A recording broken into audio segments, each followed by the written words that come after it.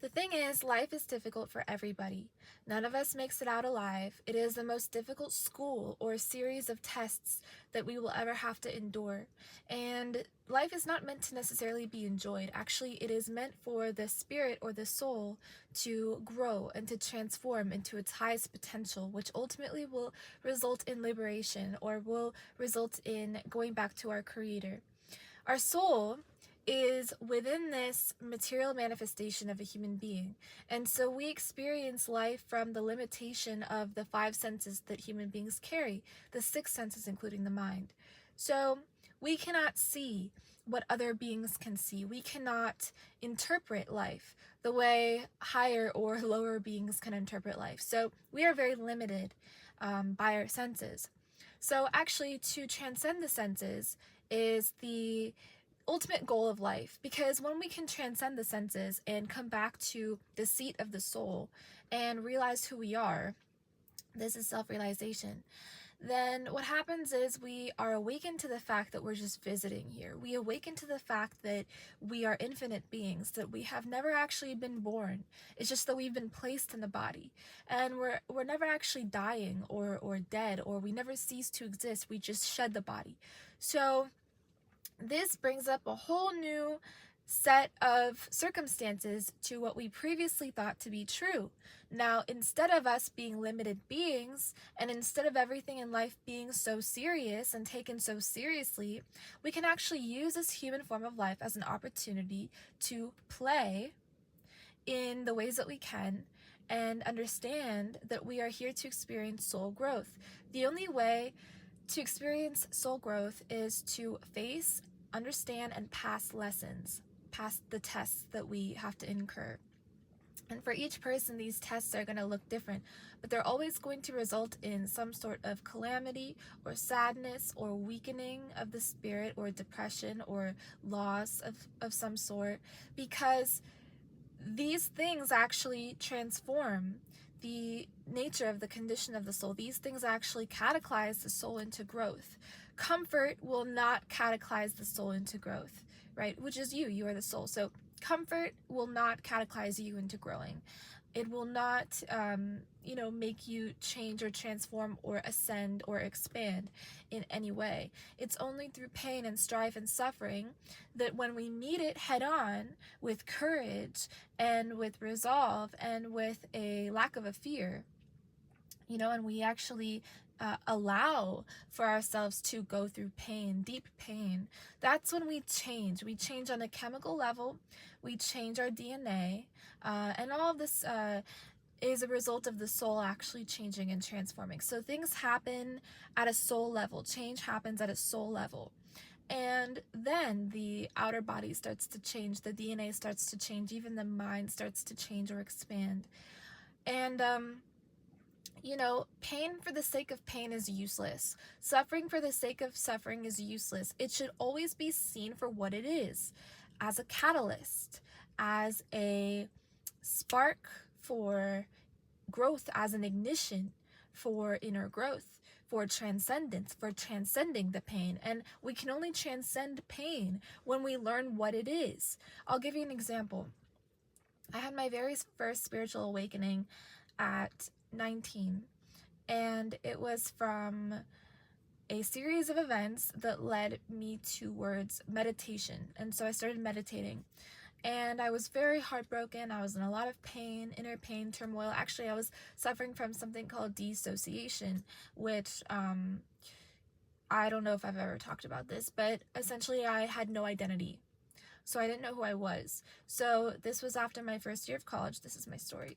This was after my first year of college, and I was in a relationship that was destroying me. And I had no identity. I was lost. I didn't have any resolve, really, for anything. I didn't have any resolve to live or anything like that. And so I pretty much needed to know if there was a creator, because my first question for him would have been, and it was, why am I suffering so much? Like, why am I here in this body if I'm just suffering? What is the point of life? I needed to know. I needed to know so badly what the point of life was. If I was suffering when I was a kid, I was suffering as a teenager, and now I'm suffering as like a young adult. I really needed to know. So I spent a lot of time in solitude, poring over books, different religious books, and spirituality, quantum physics. Like, I looked into every sort of modality that could point me towards the direction of a creator. And then I started meditating, and I used frequencies to help me get into meditative states. And that's when something happened within me. I realized that, hey, like, I can actually withdraw my consciousness from my senses. I can actually focus inward, and I'm not like the body. Like, it hit me that I wasn't the body. And it hit me that, like, I wasn't pumping my own heart, you know? And I remember this realization just taking over me completely. And then a few days later, I went out with some friends, and I was in the back of their car, and I remember thinking, like, I know that I have caught contact with like some being that is keeping my heartbeat powered and pumping, you know. So what if I just try, like, in my thought, to connect to this higher power? And I was like in the back of a car with a bunch of people, like, it was really loud. We were like speeding down the highway, and I thought to myself, like, God, if you're real, like, show me this thing, you know, like, show me like a sign. And I immediately got like an answer. And that's when I realized that the power of the mind is beyond our comprehension, because we can ask things and we can receive things. Like, the mind is a neurotransmitter. That's what I realized. And so the response that I got was, okay, what do you want to see? Like, what sign do you want me to show you? And now, like, at this point, I was just gonna go for it. I was like, okay, regardless, like, I know I didn't just think that, like, it wasn't a conscious thought of an answer that I received. It was like a sudden download, if you will, or like a sudden, like, it wasn't even my, like, voice, like, in my head, like, it wasn't, you know. So I was like, oh my God, okay, I'm just gonna, like, go for this and, like, test it. Like, I wanted to test God, you know. So I said, okay, show me like a rose bush. And we were like on the freeway. Like, there was no way that, like, I would see a rose bush like out of nowhere, you know? And so I pictured it. I pictured what I wanted. I used visualization. So I imagined this like rose bush of red roses. That was like the first thing that I imagined. And then nothing. Like, I didn't get any like response, you know what I mean? And then a few minutes later, I changed it, and I envisioned like a rose bush full of white roses. And I was like, we're on the freeway, like, I don't know how this is gonna happen, but I'm just gonna keep the image in my mind of what I want to see, and I'm gonna keep the inquiry kind of like active within my consciousness, within my mind. So we exit the freeway, and as we're turning, because you know how when you exit the freeway, you have to like make a turn onto like side streets. So as we're turning, on the right hand side, I see a bush, okay? And I was like looking at it to see if it's what I was picturing, and it wasn't, right? And so we were moving, like constantly moving. Slowly, the bush started to like become bigger, like basically like on the street that we were on, like it was a continuous like shrub basically. And suddenly, out of nowhere, in the dark too, mind you, I see flowers, pink flowers, like covering it, you know, like as we're driving. And as we're driving more and more, there are more and more flowers like appearing on like this shrub. And they were pink, and they were roses. And so I thought to myself, like, okay, they're pink. Like, why are they pink? Like, I asked to see like red, then I asked to see white, you know?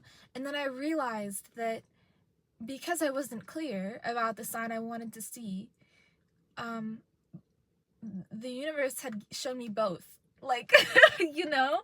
And so that's when I realized, like, God, it does exist, and God is a force that is listening to us all the time, and he responds to us in different ways through different situations and circumstances, and God is within. God is within. And I nearly cried. Like, I was so happy to know that we are constantly being listened to. We are constantly being listened to. We are constantly being protected. We are constantly being cared for. And I did this a few more times. And each time I had asked to see something, it was shown to me. So I asked to see, like, these are not important at all, but I asked to see, like, a certain sign. It was shown to me. And then I asked to see something else, and it was shown to me as well. And I went home knowing more than I had before, and than I ever had before, really.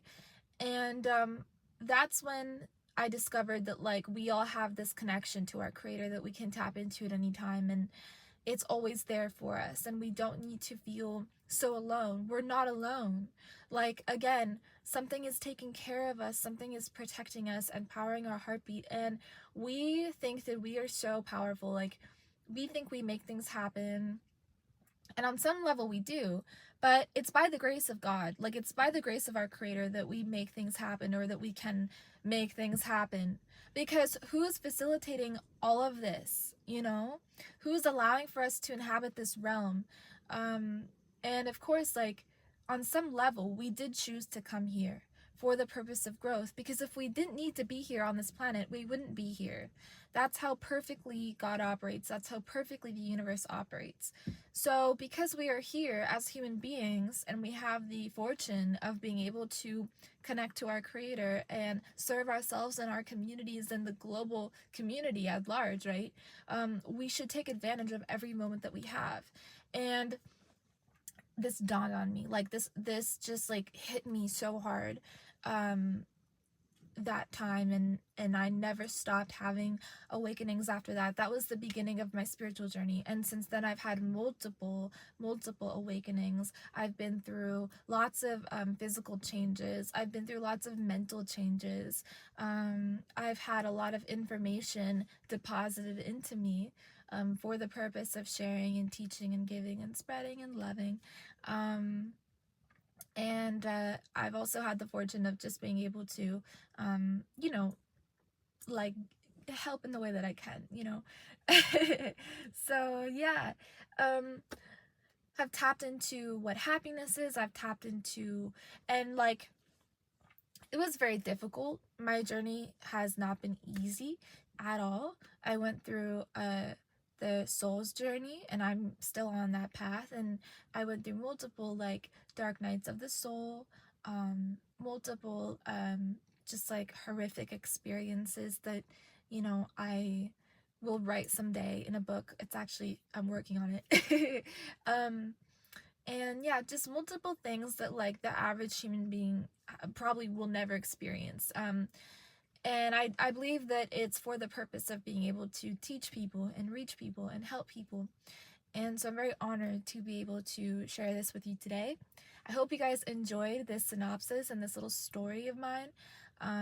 If you want to hear more, you definitely can let me know what you want to hear, and I'll be happy to share more with you guys. This was just my first awakening story. And like I said, I want you guys to know that we always have help at our very thought, at our very inquiry. We are always being listened to, protected, guided, like, we're never alone. And this is something I really needed to know. And also, I also want to say that everyone has the ability to tap in to their creator in the way that I did. You just have to really want to. You just have to really be dying to know, and it'll be showed to you. It'll be revealed to you. Ask and you'll be answered all the time. It's just, we don't even know that we're asking for certain things sometimes, especially when we think repetitive negative thoughts. You are asking. So be careful what you think. Be careful what you store within this very powerful neurotransmitter, and what you transmit outward with your energy and your thoughts and your vibration and your emotion too. Because there's no reason for us to be upset in this life. This life is not that long. Like I said, we are here to play. We are here to play in the sense of, understand that this is a school and understand that things are not that serious, but they should be used for soul growth and soul evolution. And to think of yourself as anything other than just a student here is ultimately delusion. So just understand that you are here for a short amount of time and make the best out of every moment and use every opportunity that you can to connect to God and to be led and to know that you are inherently good. You are a soul made of pure love, and you don't even know the beauty yet that you can create for yourself and for the world. So I hope you guys enjoy this video. I love you so much. If you enjoyed, be sure to give this video a thumbs up. Comment down below what your favorite part was. Subscribe to this channel for more. I love you guys so much. Talk to you in the next one. Peace.